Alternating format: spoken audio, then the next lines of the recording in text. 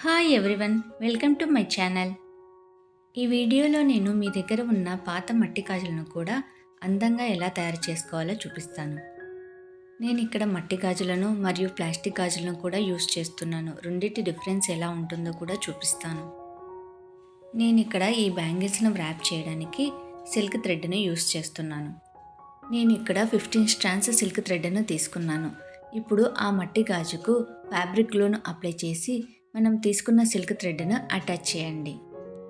Silk థ్రెడ్ను బ్యాంగిల్కి attach చేసిన తర్వాత పైన కూడా గ్లూను అప్లై చేయండి. ఈ ఫ్యాబ్రిక్ గ్లూ కంప్లీట్గా డ్రై అయిన తర్వాతనే సిల్క్ థ్రెడ్ను వ్రాప్ చేసుకోండి. ఎవరైనా నా వీడియోస్ ఫస్ట్ టైం చూస్తుంటే నేను సిల్క్ థ్రెడ్ ఫ్రీ క్లాసెస్ చెప్తున్నాను. క్లాస్ 2లో థ్రెడ్ వ్రాపింగ్ డీటెయిల్ ఎక్స్ప్లెనేషన్ పెట్టాను. ఎవరికైనా ఇంట్రెస్ట్ ఉంటే చూడండి. నేను థ్రెడ్ వ్రాపింగ్ ఎలా చేస్తున్నానో నీట్గా అబ్జర్వ్ చేయండి. థ్రెడ్ను ఎక్స్పాండ్ చేస్తూ టైట్గా ఫింగర్స్తో హోల్డ్ చేస్తూ వ్రాప్ చేస్తున్నాను. అప్పుడే నీట్ ఫినిషింగ్ అనేది వస్తుంది. మీకు థ్రెడ్ వ్రాపింగ్ చేసినప్పుడు ఎక్కడైనా గ్యాప్ వచ్చినట్లు అనిపిస్తే వీడియోలో చూపించినట్లుగా థంబ్ ఫింగర్తో ఇలా పుష్ చేయండి. వీడియో లెంతీ అవుతుంది కాబట్టి కంప్లీట్ ప్రాసెస్ చూపించడం లేదు. నేను ఒక మట్టి గాజుకు ఒక ప్లాస్టిక్ గాజుకు థ్రెడ్ను వ్రాప్ చేసి పెట్టాను. వీడియోలో చూస్తున్నారు కదా, రెండిటికి ఏమీ డిఫరెన్స్ అనిపించదు. మట్టి గాజు కర్వ్లో ఉంటుంది, ప్లాస్టిక్ గాజు ఫ్లాట్గా ఉంటుంది. ప్లాస్టిక్ బ్యాంగిల్స్ లేని వాళ్ళు మట్టి గాజులకు సిల్క్ థ్రెడ్ను వ్రాప్ చేసుకొని డిజైన్ చేసుకోండి. మట్టి గాజులు డెలికేట్గా ఉంటాయి, కింద పడితే విరుగుతాయి. అలా కింద పడకుండా చూసుకుంటే చాలు. నేను ఇలా ప్లాస్టిక్ బ్యాంగిల్స్కు సిల్క్ థ్రెడ్ను వ్రాప్ చేసి పెట్టుకున్నాను. ఇప్పుడు దాని మీద షుగర్ బీడ్స్తో డిజైన్ చేసుకుందాం.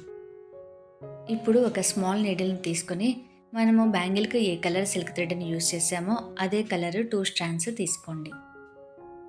ఇప్పుడు ఆ 2 స్ట్రాండ్స్ ఎండ్లో నాట్ వేసుకొని మనకు కావలసిన షుగర్ బీడ్స్ను నీడిల్కి ఎక్కించుకోండి. ఇప్పుడు వ్రాప్ చేసుకున్న సిల్క్ థ్రెడ్ బ్యాంగిల్కు ఫ్యాబ్రిక్ గ్లూను అప్లై చేసి వీడియోలో చూపించినట్లుగా నాట్ వేసుకున్న సైడు మనము స్టిక్ చేసుకోవాలి. ఇక్కడ బాగా అబ్జర్వ్ చేయండి. ఎండ్ నాట్ వేసుకున్న సైడ్ నేను 2 రౌండ్స్ సిల్క్ థ్రెడ్ను వ్రాప్ చేసుకుంటున్నాను. ఇప్పుడు ఆ సిల్క్ థ్రెడ్ పైన గ్లూను అప్లై చేసి నాట్ వేసుకున్న పార్ట్ కట్ చేయండి.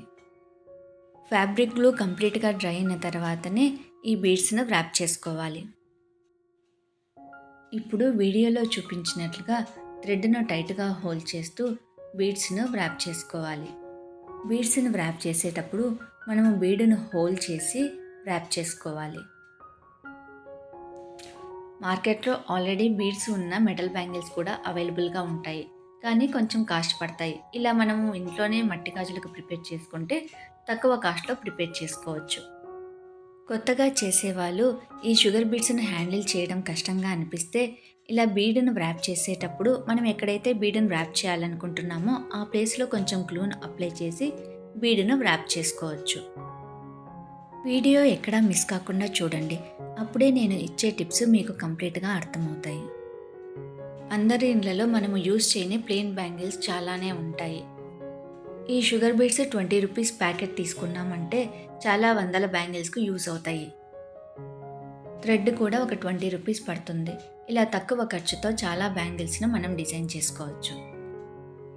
ఈ షుగర్ బీడ్స్ ప్లేస్లో మీకు కావాలంటే సిల్వర్ కలర్ బీడ్స్, పర్ల్స్ను కూడా యూస్ చేసుకోవచ్చు.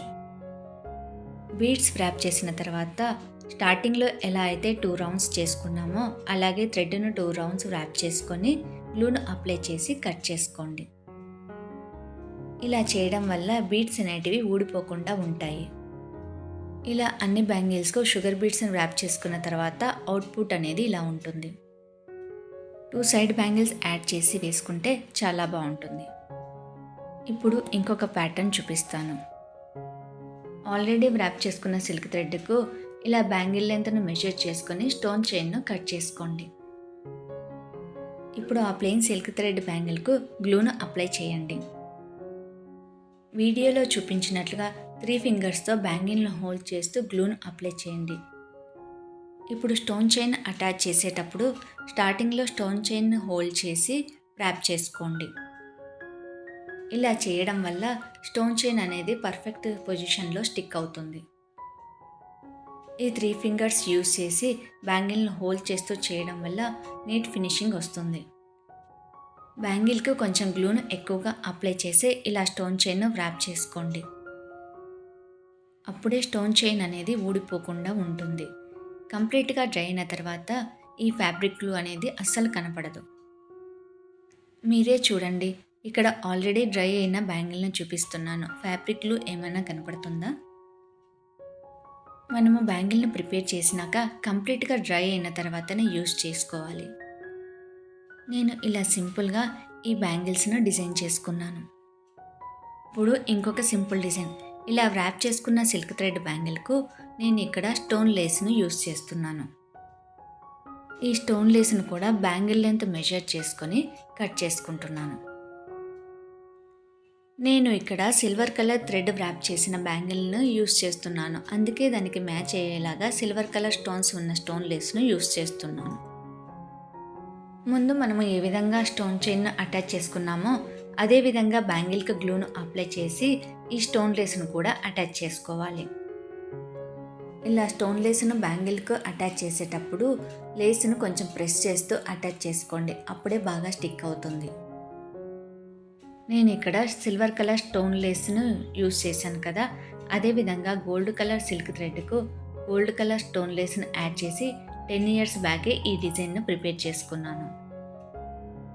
శారీకి మ్యాచ్ అయ్యేలాగా ఇలా ప్లెయిన్ థ్రెడ్ బ్యాంగిల్స్ను వ్రాప్ చేసి పెట్టుకుంటే మనము మిడిల్లో ఈ గోల్డ్ కలర్ బ్యాంగిల్ని యూస్ చేసి కూడా డిజైన్ చేసుకోవచ్చు. ఇలా స్టోన్ లేస్ వేసి డిజైన్ చేసుకుంటే ఏ శారీస్కైనా మ్యాచ్ అవుతాయి. నేను చెప్పిన టిప్స్ మీకు అర్థమయ్యాయి అనుకుంటున్నాను. నేను చేసిన వీడియో మీకు నచ్చినట్లయితే లైక్ చేయండి, షేర్ చేయండి, కామెంట్ చేయండి. ఎవరైనా ఫస్ట్ టైం చూస్తుంటే సబ్స్క్రైబ్ చేసుకోండి. Thanks for watching.